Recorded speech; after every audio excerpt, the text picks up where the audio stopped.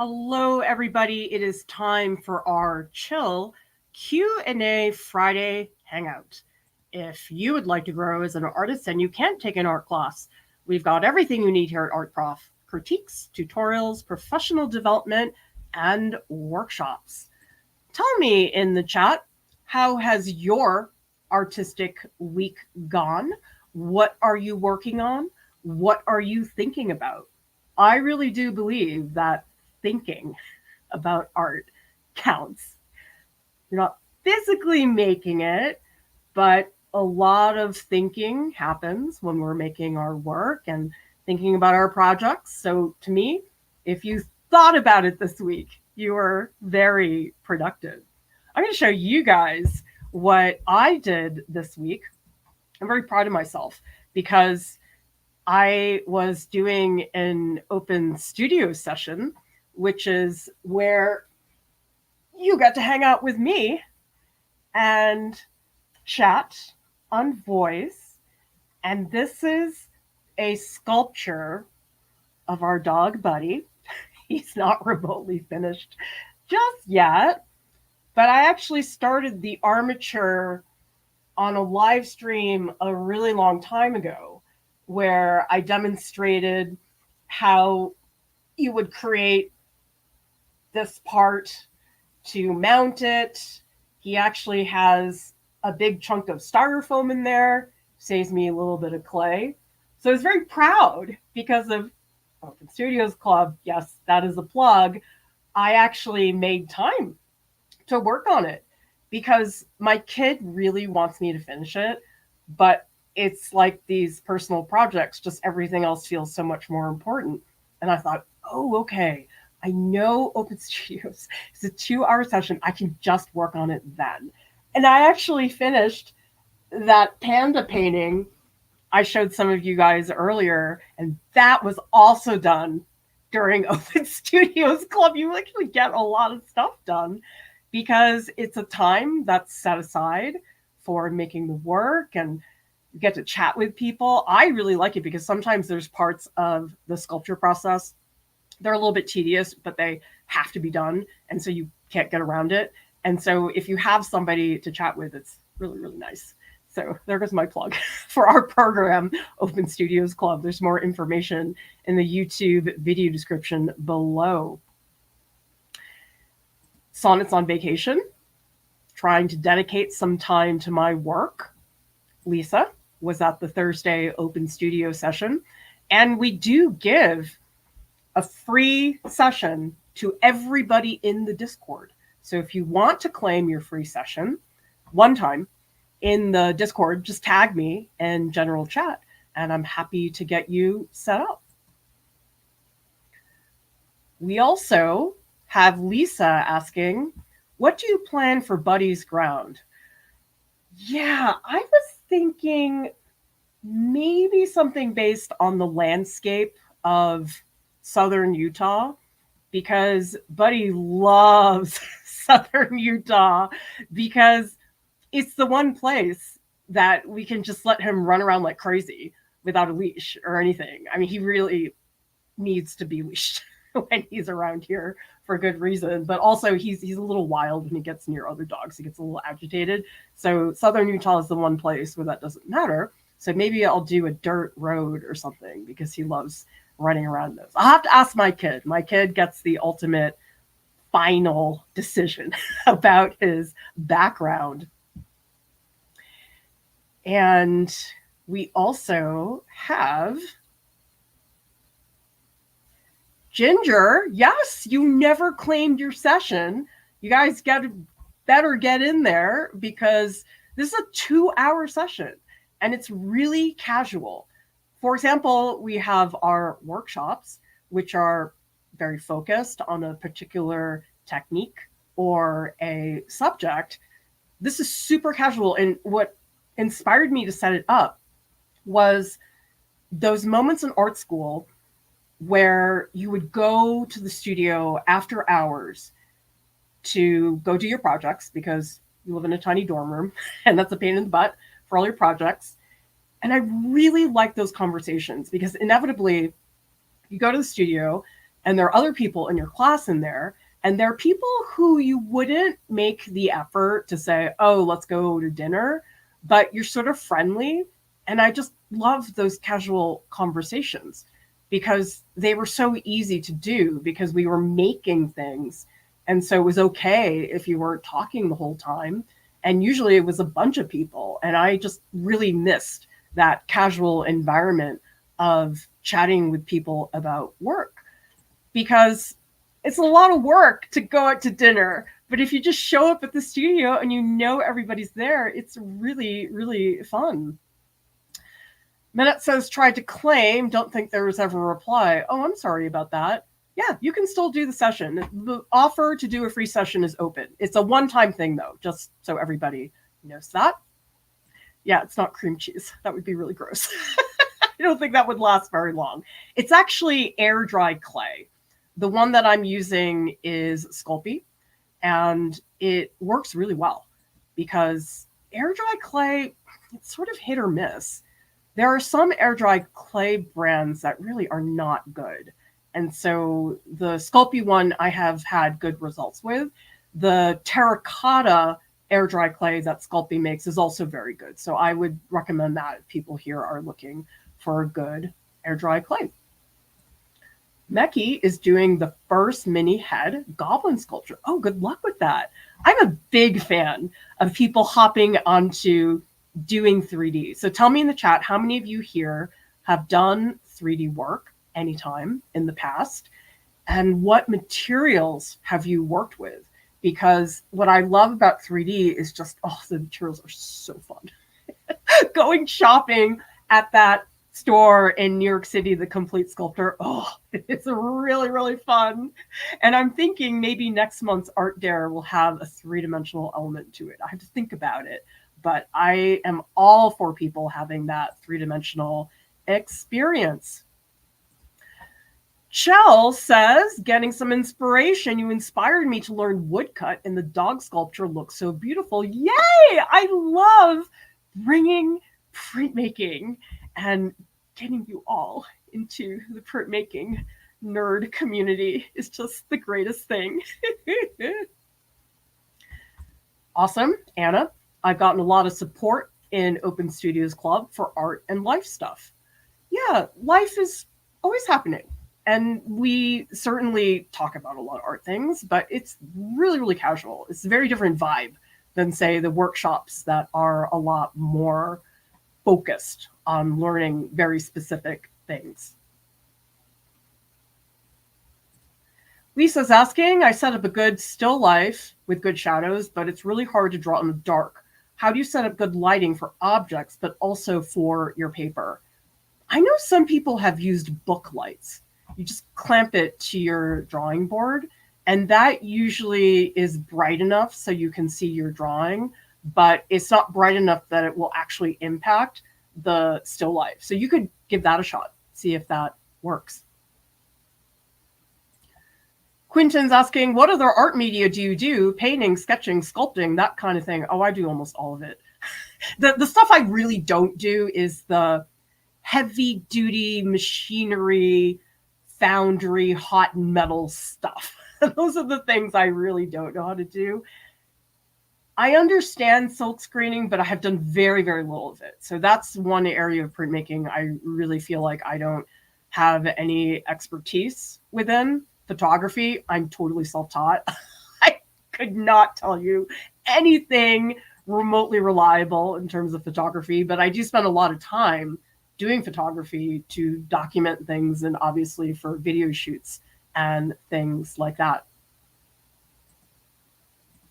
Kawaii, cute themed art dare. Oh, that's really funny. Maybe we will at some point. I have to see what people are doing because sometimes we time it with certain pieces of content we're releasing, but I'm always open to hearing art dare ideas. So you guys can always tell me. Okay. Artie Strings loves silkscreen. I just recently posted, I don't know if people saw the one I posted about using sugar lift with silkscreen to make an intaglio photographic image. If you're confused, you should be. It's very, very complex. Don't even ask me to try to verbally explain Sugarlift to you. But if you guys go back, I think I posted it a couple days ago. And so you guys can take a look. It's really fun. I'm going to post another one that's a little bit more in depth. That first video is more a introduction to the technique, but it was a demo that I saw at the printmaking conference by a graduate student, Annie Clown, and she did an amazing demonstration. So I'm so happy I was at the conference to be able to capture that for you, because Sugarlift is just one of those techniques, like so few people know about it, and it's just not documented for that very reason. And by the way, everybody, I am going on a special trip next Wednesday. I'm not going to tell you where until I get there, so it's going to be a surprise. And I'm going to shoot so much video. I'm going to paint so much plein air, and of course I'm going to shoot it. I'm going to take you all along with me via Instagram stories and shorts, but there are a bunch of supplies that I do need for this trip. And you know something else, everybody? We have so much unboxing to do today. This is going to be really fun. I'll do it in a little bit, but there are still a couple items on my list that I do need, namely a bunch of Tombow markers, some watercolor sets, because this is the place to do plein air. I'm so excited to tell you guys about it. But if you want to help me out, the link to my Amazon wish list is in the YouTube video description below. And we also have other supplies there. For example, supplies that some of you would like me to try out on the live stream. I know some of you got me into the concept of high flow golden acrylics, which I've never used before, flash paint. But the main priority right now is the trip. And for the trip, I need to get stocked up again because, yeah, I'm really, really out of those markers. Like, they totally died. I got a huge set from the company, but that was a long time ago. Gosh, that was like 4 years ago. And so I'm running a little low, and it would be so helpful if you guys want to hop onto that Amazon wish list and help me out. Because the stuff you guys send us, it really is truly impactful. For real, like, I get excited about $20 still. I know it's sort of dumb. I have a really pathetic business model. Tanner is asking, do your kids appreciate your art? I'm expecting my first son in November. I painted a baby dragon for his nursery, showed it to my 3-year-old daughter. She couldn't care less. Well, 3-year-olds are, yeah, they're complicated. If they did appreciate it, I don't think they would tell me, but I can tell you that osmosis works, because both my kids, they are not people that define themselves as artists in any way. But what's interesting to me is they both draw casually. And actually, one of my kids said to us at a certain point, he's like, oh yeah, if I want to draw, I can. She said it with so much confidence. And so I think my kids have that habit of drawing, even if it's a little bit at a time. And my older kid has been doing some really nice on-site drawing, and I've never taught her a thing. I just throw art supplies at them. So I think it absolutely does matter, but you're gonna have to wait a little longer before you see the results. My kids are teenagers, so we'll see. And by the way, everybody, feel free to pick my brain. That's why we have these Friday night hangouts, because as much as we can look up so many things, there are a lot of things that you just need to get a reply from a person. I know a lot of people are asking Chat GPT things. I'm like, just come ask us. I think we're better than Chat GPT, and we can customize the answer a lot better. Susan says, how hard do you find it to turn down commissions for friends so you can focus on your own art? Oh, I have no problem.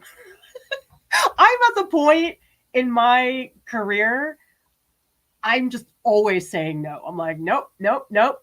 I know when I first got started, I was like in my 20s. I rarely said no. But as you start realizing how much a lot of those things are a giant time suck, or that they can sometimes create sticky situations, especially with friends and family, it can get really awkward. Like people have definitely told me about doing things for family and then they got unreasonable or they didn't pay or yeah. Does anybody here have any stories about doing commissions or artworks for friends or family? If you'd like to share some of that.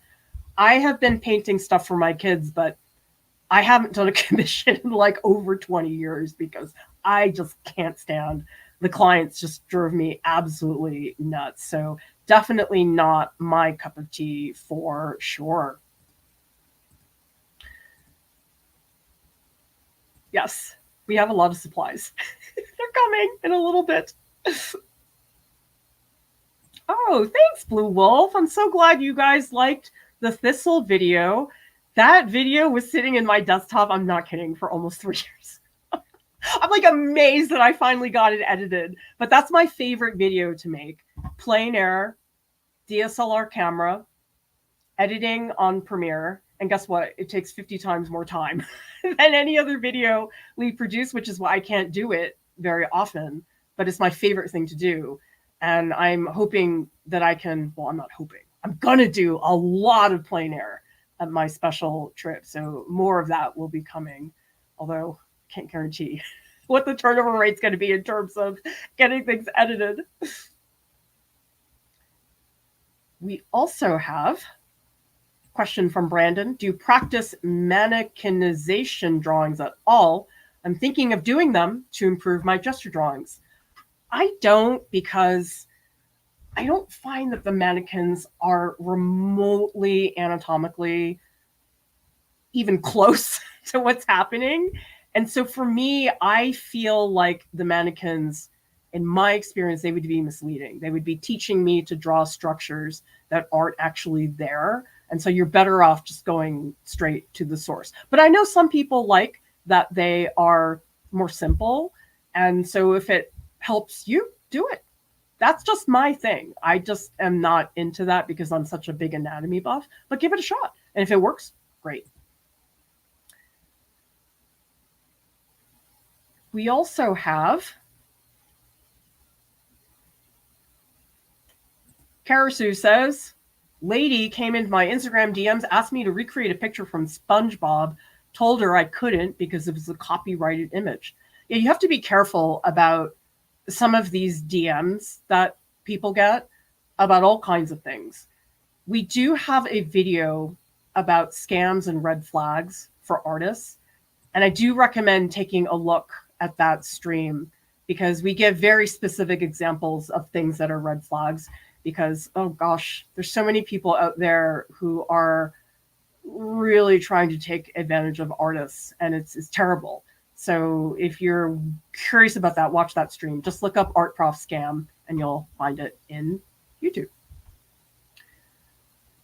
TM says, any pigments you love and think are underrated? Mine is cobalt teal. Love it so much. I have pigments I love, but they're boring. They're not that exciting. I really like cadmium red light, but I feel like that's such a typical color. So actually, speaking of pigments, let's open some supplies. Okay, so this one. Oh, okay. I think this one's a pigment, you guys. Let's see. Ooh, let's see what this is. You guys, it's Prussian blue. Me and Prussian blue, we've been on and off, but I think he can stick around, but only when I want him to. There it is. We've got some Daniel Smith Prussian blue. Very happy to have this because Jess was so sweet and sent me a little set of Daniel Smith, but of course it only has a couple colors, and now I have my Prussian blue. And this came from Elsa. Elsa, thank you so much for the Prussian blue. Okay, I believe we have some other pigments as well. Okay, yeah, this one feels like this definitely is a pigment. Okay, let's see. What pigment is in here? Oh, look! It is, oh, yay! It's cerulean blue. Oh, I'm so happy. I can't live without cerulean blue. I love all kinds of blues, but cerulean blue is very special, in my opinion, because it is a very mild blue. Does everybody see how light it is in value? And it's also very yellowy. I feel like a lot of blues have this violet tint, and this one has no shred of that. It is very much a sky blue, and I love this color, and it's in Daniel Smith. So thank you so much. This is from Chantel. Chantel, thank you for the cerulean blue. And remember, everybody, I still have a couple of items on my Amazon wish list that I do need for my trip. So if anybody here wants to send me stuff, you better do it now because I'm leaving on Wednesday morning. So take a look. That link is in the YouTube video description below. Okay, let's see what else there is. Oh, what's this one? Oh, there is. Okay, let's open this one. Okay. Nice big box here. Yay, it's hardware. Oh my gosh, you guys have no idea how much I need this. This is a battery pack because now that we have shifted to shooting a lot of content on site, I realized, like, oh my gosh, I don't have the equipment I need to do that. And so this is a battery pack to make sure that my phone is always charged, because I swear half of my trips are me stressing about my phone is not charged or I won't be able to find a plug in time. So thank you so much. Let's see who this is from. Oh, shoot. Does it not have a... Oh, here it is. It's like stuck in here. From John. John, thank you so much. Now I don't have to stress so much. Like, this is the super boring stuff. I know it's not as pretty as Prussian blue, but this is like critical to me being able to shoot on site. So thank you so much, John, for that battery pack. We have a couple more things to open, but let's give that a little bit of time because we have other questions to talk about. Okay, let's see what people are asking. I don't have Payne's Gray, Susan. And you know something? I really haven't used it very much. A lot of people talk to me about Payne's Gray, but I don't know. I just never used it. I guess I don't really like gray that much, but maybe Payne's Gray is better somehow. I don't know. Somebody tell me in the chat what Payne's Gray is really like, because I really don't know, actually. We also have... Parby says, Prussian blue. I tried it because someone mentioned it in one of these live stream chats. It's my favorite blue now. Prussian blue, it's mostly a color I like for value. It's great for that. Ultramarine as well, but it's a little strong for my taste. So I have to be a little careful. But I am kind of excited about phthalos now. I wasn't before, but I have discovered I like phthalo blues and greens when they're in watercolor because they're so thin. They can only do so much harm. Thank you so much, Kayla, for the super sticker. We still need your support. I'm still dreaming of the day that I don't go over the moon because somebody donated $10 or $5 or whatever. But we are so grateful for your support and all of your contributions. They make a huge difference in our programming. Like I was just telling you guys about the Printmaking conference. The only reason I was able to go to that conference is because all of you supported me, because the conferences, they're not cheap. I think the conference fee was like $400 or something like that. And then I had to get the airfare and everything. And so anytime you are all able to contribute in some way, whether we're talking about getting supplies for a trip or new equipment for the staff, that is incredibly impactful and helpful to us. All right. Keep putting your questions into the chat and let's see what all of you are talking about. Nice. We have a lot of great information here about Payne's Gray. Pagarami says a little more bluish. Okay. Yep. Nancy also confirms blue tint, pretty transparent, so it's not very strong. Oh, you say the word transparency. You got me very excited, Nancy. Tanner is asking, what are some good oil paint brands and others you should avoid at all costs? I remember my first semester of art college, my teacher built a whole PowerPoint on why she hates the brand Artist Loft. Yeah, don't buy their stuff. It's not good. Lauren hates one of their sketchbooks, but it's not good quality. Some good oil paint brands, I haven't used them before, but I know that Mia has used Gamblin quite a bit. I find Winsor & Newton quite reliable. I do think, though, the more important thing in some cases than the brand, Tanner, is actually whether you're buying student grade or professional grade oil paint, because the student grade oil paint is awful. It's so, like, once you've tried professional grade acrylic paint, you can't go back, because I was using student paint for so long just because I was an art student. I was trying to save some money and not break the budget. But the issue is that it creates problems for you that are not a problem with professional paints. And I remember when I had a professor who insisted that we buy a couple of professional tubes, I was like, oh my gosh, I'm such an idiot. Like, why was I buying these bad paints? It's like all those problems, they just disappeared. So of course I know they're for sure more expensive, but what I sometimes recommend people do is, if you can't get all professional paints, just buy a few colors. So for example, you could buy all student grade, and then you just make sure you have your cerulean blue and maybe your cadmium red light. You decide to get professional tubes of those, because that does make a difference with particular colors. I feel like I wouldn't care that much about having a really amazing yellow ochre, but I think I would feel that way about a more saturated color.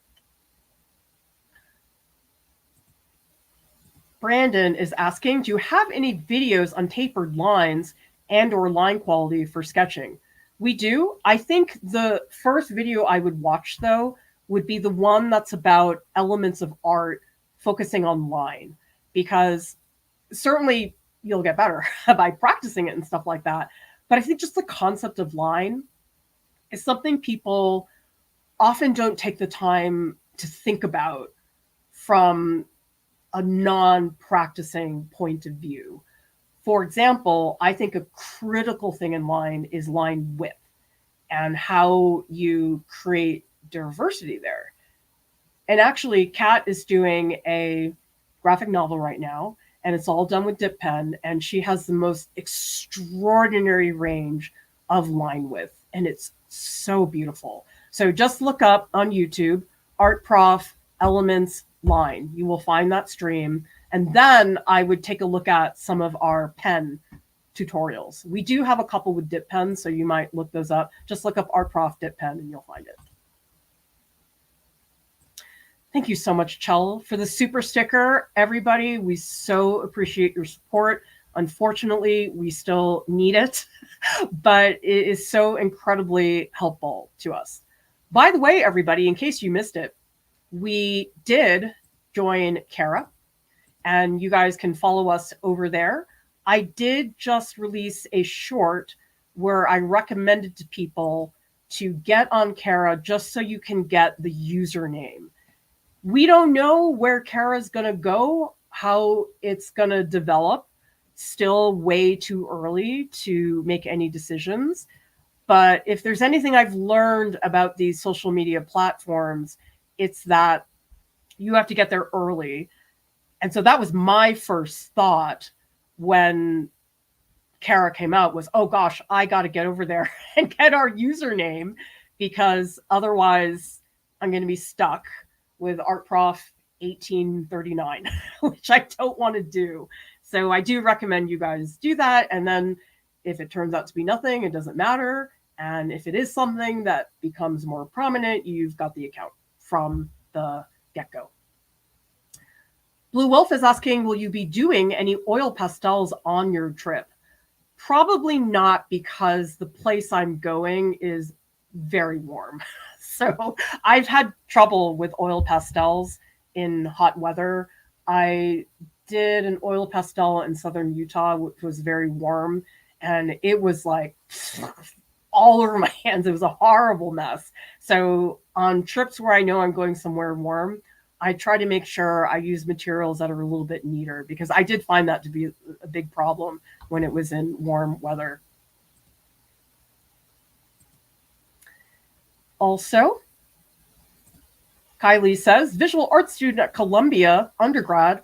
I wanted to know if it's any harder to be accepted as an MFA student if you've attended a liberal arts institution. I don't think so. I think the portfolio is the thing. Sure, they think about those things on paper, but I don't think that's what makes or breaks your application. It's the portfolio. You have to have a really strong, mature portfolio. And I know that is really confusing when I tell you something like that. And so my recommendation for people who are interested in MFA applications is to join our art school portfolios group. Because I think a mistake a lot of people do when they apply to MFA programs is they try to do it all by themselves. They don't get feedback, they don't get advice. And actually, a lot of the people I work with in the portfolios group, most of the time, they all have the wrong information. And so it takes me time to figure out, okay, what is the wrong information they've been given and how do I fix it? So that's the best place to go. We also have a free BFA MFA channel that is in the Discord, so you guys can certainly join that as well. But I give lots of feedback in the art school portfolios group, so that's the best place. In the public server, I'm not able to do that so much. We also have a question. Pagarami says, is Kara user-friendly? I kind of want to join. I haven't had any major problems, not to the point where I'm like, oh, I give up. I haven't had that. It takes time to get used to. I think with any app, that is certainly the case. The thing I have learned is that there are basically two parts of your feed. So one is called portfolio, and that's more like your Instagram grid. The second one is called timeline, and that's more like a feed of posts, like updates, that type of thing. So some of you guys may sometimes look at our community tab. It's something like that. But the thing is, when you upload something, it default goes into the timeline, and then there's a little button you can check if you want it to go onto your portfolio. So that's taking a little bit of time. I haven't seen a huge amount of interaction yet, I'm sure, because it's just super, super brand new. And I know a lot of people are telling me that they feel like it's all digital artists and illustration and anime and everything, but I'm not worried about that because it's just so new. It's like you need time to get people on there. I mean, I remember the fine art people, the museums and the galleries. It took them a really long time to get onto Instagram. And I suspect any new social media platform that is going to be the case. Quinton's asking, do you have a tutorial digital Adobe Procreate? Yep, we have playlists of Photoshop, Procreate, Adobe Fresco. What I would recommend doing, you can just Google Art Prof or in YouTube, search Art Prof Procreate, Art Prof Photoshop, and you'll find all those videos. You can also go to our website, artprof.org, and if you type in Procreate, Photoshop, digital, whatever, you will find that. We have a lot of that. I mean, a lot of it's not by me. That's why I have staff that are way better than me at doing all of these various digital media. Ginger Cell says, I'm applying to grad school this fall. I'm scared. It is really intimidating. It's a big application you have to take care of. And I actually think one of the biggest parts is just researching a program. I mean, I've talked to people who were so sure they wanted to get an MFA. And then after talking to them, we realized that the MFA actually is not a good fit for what they want to do. There's some people who really would just be better off doing a residency or working with us or whatever option. So an MFA isn't going to solve all your problems. It's for a very particular type of result that you are looking for. Quinton's asking, what do you mean by mature portfolio? This is a whole other stream, but basically the foundation of that, you don't want your MFA portfolio to look like you gathered all your homework assignments from various classes in undergrad and put them into a portfolio. So if your portfolio is board models sitting on a stand, a still life your teacher set up, some gesture drawing exercises, that is not an MFA portfolio. An MFA portfolio really has to show that you're not doing other people's prompts, you're making your own prompts, and it's something that is deeper than just, oh, I did this once. It has to be something that is really researched thoroughly. Look at our MFA guide. It is on our website. So if you go to artprof.org, just type MFA guide into the search bar and you'll find it. It's the page that consolidates all of our MFA content in one place. We don't have Blender, but you know what? There's so many good Blender tutorials out there. I'm sure maybe some people in the chat could make some recommendations for some good channels. Tanner's asking, how do you approach coming up with a color palette? Do you build a design around a palette you'd like to use, or the inverse? You could do either way. Depends on what you want to do. Some people have the image first, and then they make a color palette that matches it. Other times you have a color palette, you're just excited about it, and so you end up using an image. There's no correct way to do that.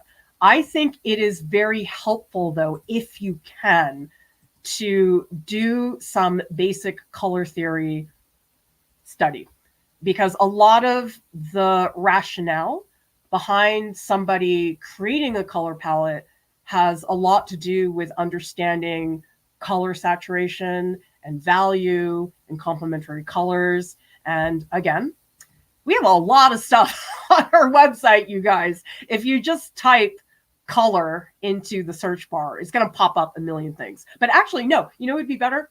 Type in color track, because the color track is a sequence of video lessons and prompts. And that gives you a lot of structure. Because I know for a lot of people, oftentimes, you know, you want to learn something, but you don't really know where to start. So the color track would be a really good thing to do. Harvey says, would you guys consider accepting Art Dare entries through Clara? I've been wanting to do an Art Dare for a while, but I'm not happy with Instagram at the moment. We're not going to do it anytime soon because we're not active on it enough for us to be responsible for checking everything. We may in the future, but I will tell you guys that we are now accepting Art Dare submissions in the Discord. So there is a channel called Art Dares in the Discord, and there are specific instructions in the pin messages on what to do to, quote, officially submit. And hang out there. There's so many people in there who are sharing their progress and getting ideas and everything. So I would recommend getting into the Discord, because that is a really great opportunity to see what's happening. I think probably what's going to happen, we're going to keep the Instagram submission thing, but I've been very frustrated because you can't search by recent posts anymore. You can only search recent top posts. And so a lot of people would do hashtag ArtProfDare and we wouldn't see it. So that's one of the reasons why we opened it up to Discord. So that way we have a very reliable way of making that happen. We also have Pagarami asking, do you recommend taking time between a BFA and MFA, like a year or two, maybe longer? I absolutely do. It depends on everybody's situation. I mean, I know sometimes if you're an international student and visas are an issue, it would make more sense. to go right away. But I can tell you, I'm so glad that I didn't go right away because, first of all, the application, you have to do the application while you're a senior in undergrad. That is not fun. The applications are so much work to do. And I don't think it's a great idea to do that when you're in art school. The other thing, I really enjoyed having a really concrete time that I could step away from school. Actually, did anybody read in the New York Times about this guy who's been in academia as a student for something crazy like 30 years? And he just keeps getting multiple degrees and everything. It's like, really, at a certain point, I love learning too, but I thought that was really quite extreme. So anyway, the nice thing is that you get some work experience. And when I got out of my master's program, I knew how to apply for a job. I knew how to go on interviews. And I found that the transition out of the MFA was easier for that reason. So it is really nice to get some professional experience. Ginger's asking, hang on, gotta ban somebody. Ginger says, is an MFA portfolio like a body of work? Sort of, but it's not a body of work the way that, say, a gallery solo show is. It does not have to be like that. Not that comprehensively cohesive, but it has to really demonstrate that you're really spending time with something. Because I think what I see a lot is these sort of one-off pieces in portfolios that people do. I guess it would just be like, make a TV series, don't make a one-off episode, something like that, where we really see you exploring something a lot more in depth. Brandon's asking about meetups in the Discord. Are you talking about virtual or in person? I can tell you with in person, we really only do that when I'm traveling, and we only do it when we get enough interest. For example, I was in LA, we didn't get enough interest, so we didn't do a meetup. But we did do it in Canada and in New York. But the best place for a virtual meetup is here in the Open Studios Club. And also, the Patreon group is another place that is basically a 24/7 global art party. We have so much fun in there. So joining either the Patreon group or joining Open Studios Club, those are the two best options in terms of really getting to know people, because the difference is that you're on voice. Nobody's on camera because I think too much pressure for a lot of people. But there are people here who I've been working with in the Patreon group and Open Studios Club, and I have met up with some of them in person, and it's amazing. Like I really feel like I know people very well because of that, which I never thought would have been the case with virtual. I just always made the assumption that you couldn't make close relationships through virtual stuff. But because the Open Studios Club and the Patreon group, it's ongoing all the time and people are there consistently. I mean, there are people I've known for years because of that. So it's really, really wonderful. Kylie says, MFA portfolio, is it better to experiment with a concept even if your technical skills in a particular media aren't the greatest? Should we stick to one medium? Plan on doing, I think you mean BFA in painting. In an MFA program, they really don't care about your technical skills. When you say technical skills, and correct me if I'm wrong, Kylie, I'm going to assume you mean traditional, realistic looking painting, because they don't care about that. They really, really care about the concept and seeing that you're engaging with your material. That is a very different thing than technical skills, because I do think in some circumstances when people are painting really realistically, that actually there's not a lot of engagement with the material beyond let's render this. For example, I've seen people use all kinds of materials that were deeply embedded in the concept. So sometimes you could say, okay, well, I'm painting this subject and I'm using this technique, but they just are sort of put together. But when people have materials that have some sort of conceptual foundation within the artwork, that's when I think it gets a lot more interesting. Also, Brian is asking, does secondary education matter on your CV? It depends. I know in some circumstances, people really care about you having a degree. Like, for example, in academia, they really, really care about that type of thing. But there's so many circumstances where it just really doesn't matter. The only time that an MFA is really necessary is if you want to teach at the college level.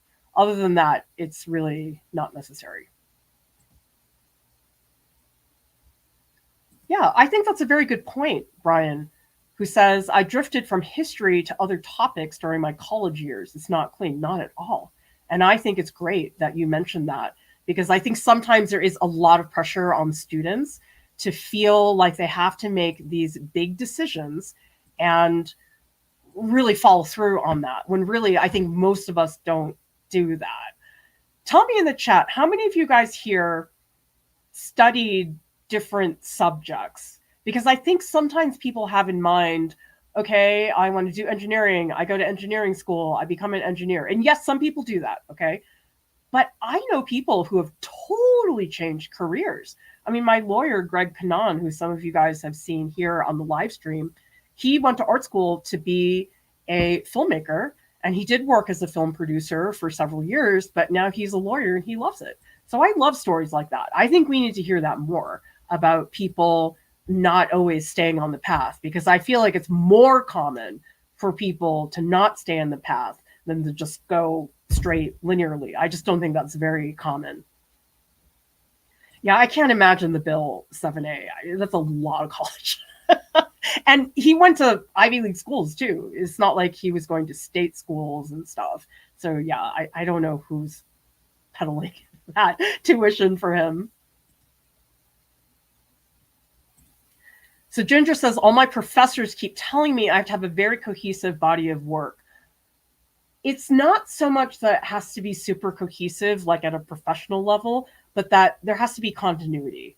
And so I wouldn't have the expectation that it would be like a professional gallery show, that degree of cohesion, but we need to see that there is something underlying all of the work that is coming together. Eagle, I think if people want to make photorealism, that's great. That's their cup of tea. It's not my cup of tea. That's not the way I prefer to make my studio practice, but that's what it is. And what I try to do is to show everybody the pros and cons of various things. So I can say, well, this is my thing. This is my cup of tea. But I can also say, but I also know some people think this, because I think that's very important that people see all of the different opinions. And some of them, oh my gosh, night and day. Because I think I'm always suspicious when people talk about art with so much hyperbole, like this is bad, this is good. I'm like, maybe it's bad. Like it's more like that. I mean, the only thing I think is truly bad in art is plagiarism. The rest of it, it's up to people to do that. So yeah, I mean, do what is your cup of tea. Amy says, started psychology, changed to graphic communications with a minor in fine art. Slate studied a bunch of different scientific disciplines. Manette says, degree in anthropology, work in behavioral health, although I only do art as a hobby, not as a career. We also have, well, so Tanner's talking about a problem that they're having with their paintings. And they're saying after storage, stronger colors bled over weaker ones. For example, in a portrait, the burnt sienna bled and erased the highlights. Same thing with dioxazine purple. So I'm wondering, Tanner, do you want me to try to troubleshoot what's going on there? If you do, ask me a specific question and also tell me what kind of paint, because that is very impactful. Exactly. Wing canvas. So many ways to look at something, and everybody expresses it their own way. Eagle says, my dream life is literally just to move to Ottawa and be a professor at a university. I don't know how realistic that is. I can't make any predictions because, of course, nothing in life, as we know, is guaranteed. But I can tell you that academia is so difficult to begin with. And in retrospect, I think what I wished I had done is I wished I'd cast a bigger net. I wish I had applied to more different types of schools. Part of it was a family reason because my kids were settled in a school system and I didn't want to just move to Florida all of a sudden and uproot my family all the time. And so that's one of the reasons why I did limit the schools that I applied to. But if I had been single and wasn't impacting a whole family, I probably would have just applied everywhere. And so I think a big mistake people make when they apply to any job is that they're so specific about the one thing that they want that they don't try other places. And then you don't realize that, oh, wow, some of these other places really would have been just fine. So casting a wide net is very important. Lonnie says, I had a professor who believes strongly that no one should specialize until graduate school. So few kids know 17 to 18 what they want, let alone what's available to them. That is true. I think that when you're 18, it's oftentimes not clear what you want to do. I mean, look at me. I was a figurative fine artist and I studied illustration because the illustration department was the only place where I could do representational painting. The painting department was all abstract painting, which wasn't my cup of tea. And actually now I don't oil paint at all. I do a lot of printmaking and I'm teaching online. Like none of the things that I wanted actually happened, but I love what I'm doing now. And yes, sometimes drives me crazy to deal with payroll and taxes, but I have total creative freedom here. And I really, really appreciate that. The only thing that stinks is losing sleep at night for the budget. If I could just fix that one thing, I would be very, very happy. And I'd also like to have a team of editors. I mean, I have a team, but it's a small team. I want like 50 editors and I want a sound designer at my beck and call. That would also be fantastic. Also, yes, Amy, I get to teach the world. The net doesn't get any bigger. I mean, the people I have met here, I've never met such a diverse range of people because in academia, it is a fairly homogenous group of people. I mean, especially the school that I was teaching at, it was very much people around the age of 18 is when they would enroll. And now I'm talking to people who are all ages. Neil says, for social media, should I have a brand or at least a very clear overall story to tell? I feel like just posting random speed paints, tutorials, and process videos isn't cutting it anymore. It depends on what you want to do. For example, if you want to be a freelance illustrator, yes, you need to have something that clearly communicates the type of illustration that you do. My Instagram is all over the place. Like my Instagram isn't really a very good brand because I just do so many different things. Some people tell me they think I have a style. I don't think I do, but I've never cared about that because while I wouldn't say no to a freelance illustration gig, I'm not actively trying to do it. If I was actively trying, I would try to do that. I think most important thing with social media is that you do something you enjoy. I think a lot of people will do things because they think they're supposed to. And the thing is, people can tell when you're posting something just to post. Do you guys think that's true? Tell me in the chat. Do you ever look at posts where it just seems like the artist is just posting to post and not because they're actually into what they're doing? Because the only way we've been able to do well with Reels is we made it fun.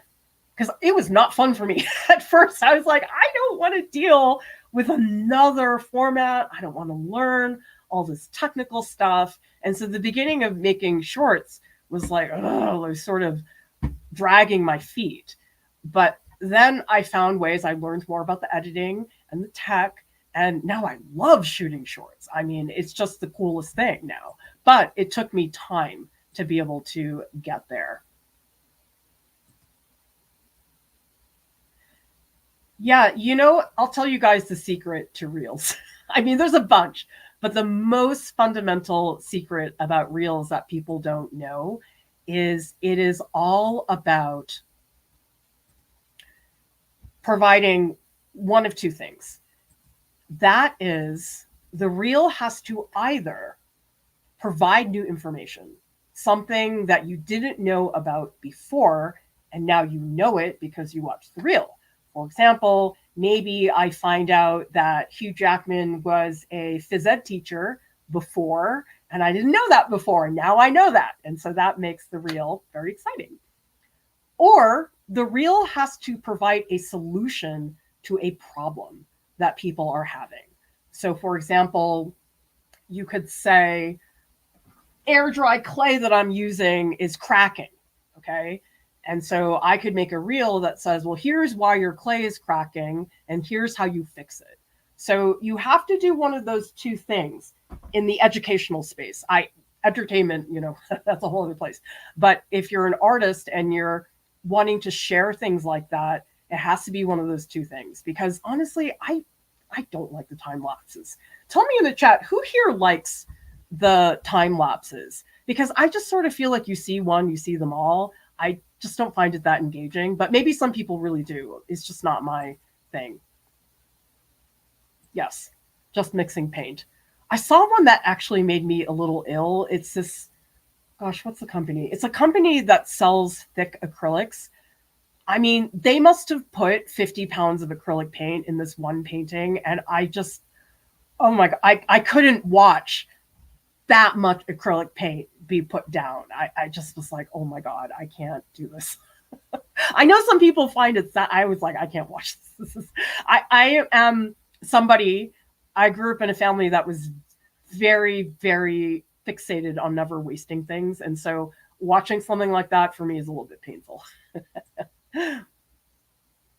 Okay, so Nancy thinks you can tell 100%.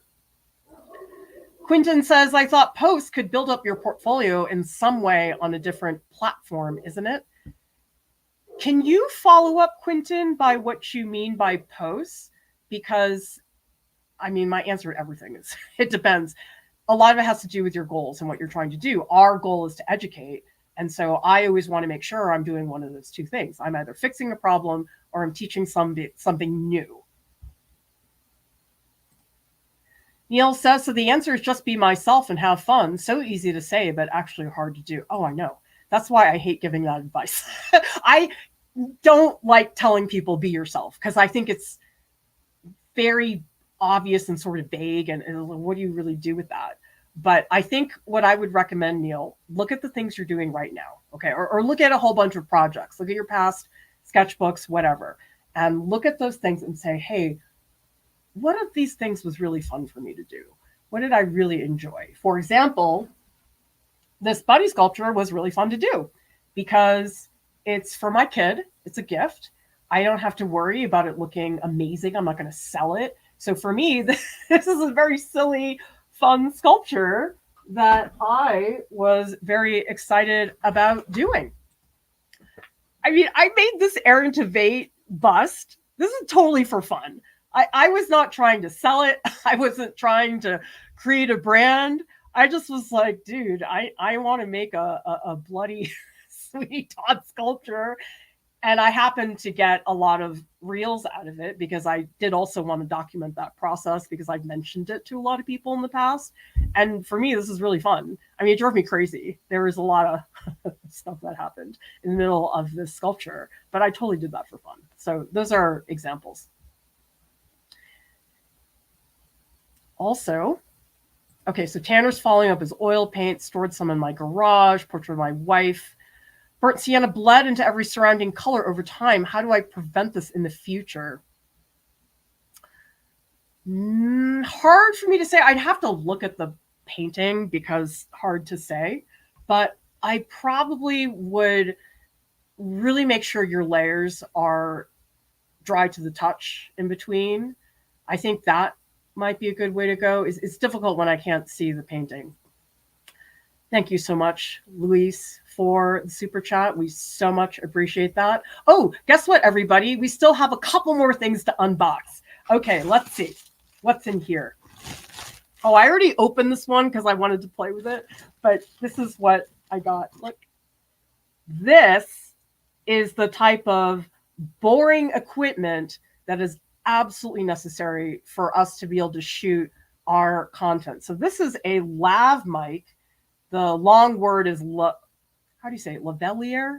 I don't know how to say it. Lavalier the mic. And this is something that plugs into my phone. Oh, it's here. It's on my desk. Hang on. Okay, so this is what it looks like. And by the way, thank you from, who's this from? I think Renee. Thank you so much, Renee, for the lav mic. So look at this. This is the lav mic. And what's special about this lav mic is that it plugs into my phone. Because I had a recorder before, like a little mic that I could attach, but it kept falling off. Like I was really annoyed with it. Okay, so this is what happens. So you take the lav mic, it goes in here, and then it has this wire. And this is what I've done in the past with studio shoots. So basically, there's like a little clip like this.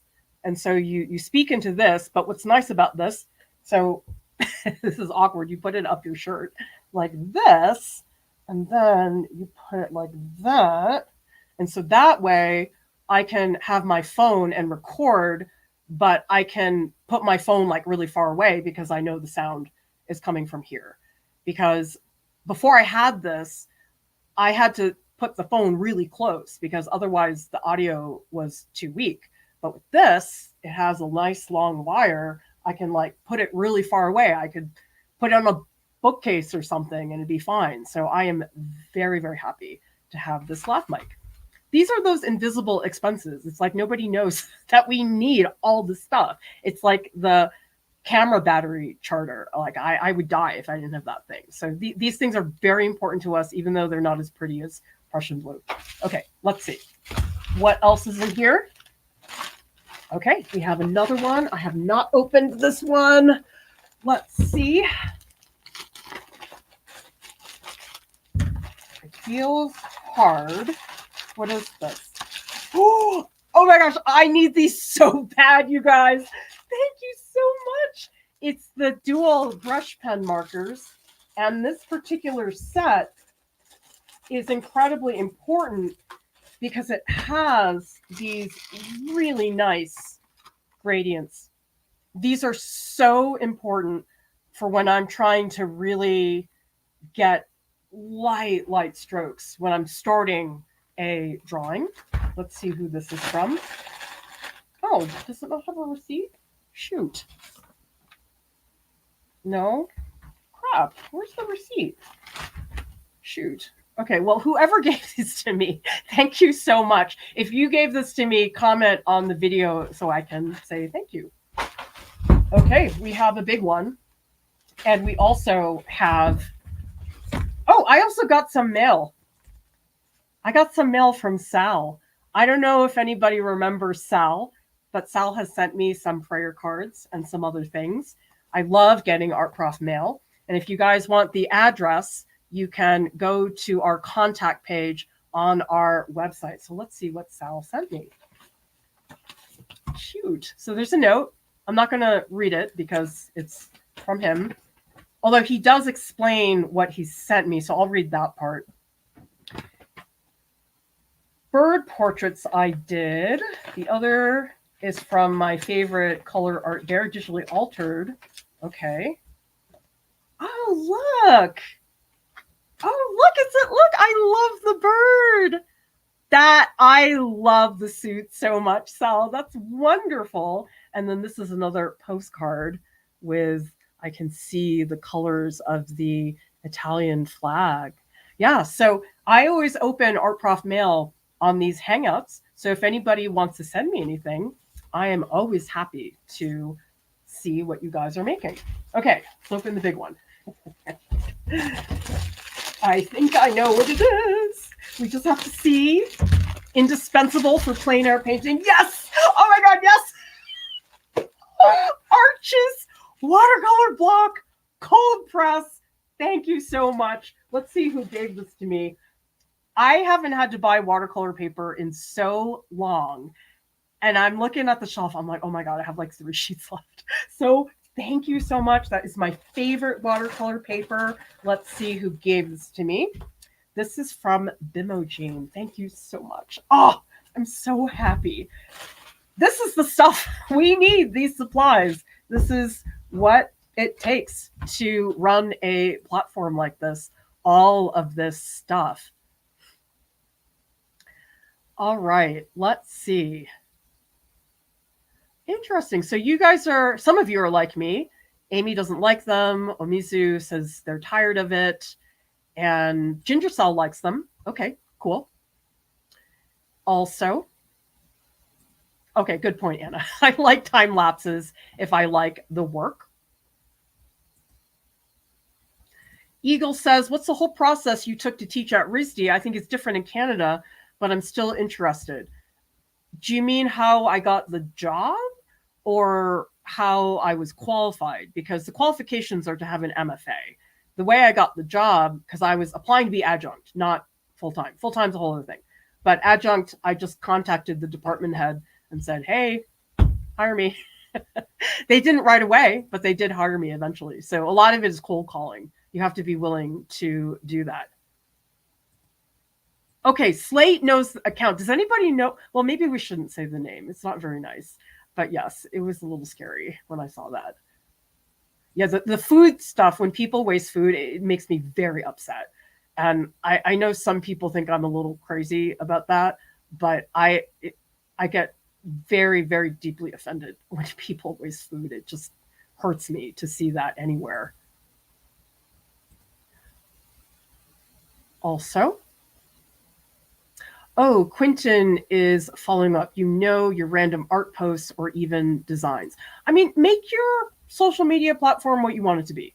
That's the main thing. Like when you guys do things just to post or because you think everybody will like it, I don't know how to describe this, but the audience, they can see through that in a heartbeat. Because guess what? I've done it. I've definitely done stuff because I thought I should, or, oh, this is popular. It's just never fun. I have way more fun when it's something that I'm really, really happy to do that from. Neil says, will there be a compilation of all the bus shorts? Yeah, there's a playlist. So if you look up Art Prof Sweeney Todd bust, you should find the playlist. I put it all together. I do want to make a longer video, like put them all together. I just haven't had the chance to do that. Also, we have, yes, it's a lot of supplies. You guys wouldn't believe. And the thing is, a lot of the supplies aren't that fun. Cerulean glue is awesome, but I also really need my camera charger. That stuff is really hard. Tanner wants to know why I love the ancient Roman Empire. It's just about power. I mean, those Romans, they were really, really obsessed.